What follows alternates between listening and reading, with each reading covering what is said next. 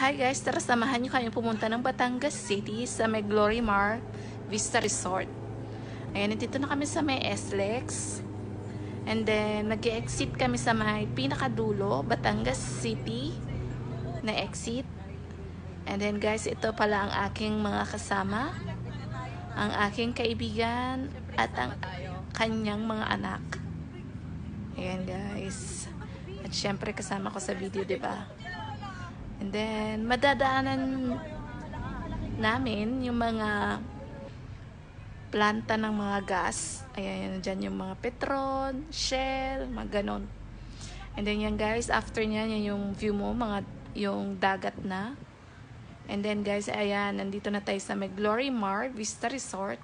At ito ang yung view sa taas. Napakaganda. And then, yung resort po nila is pababa. So, kailangan matibay-tibay ang yung tuhod, pababa at paakyat.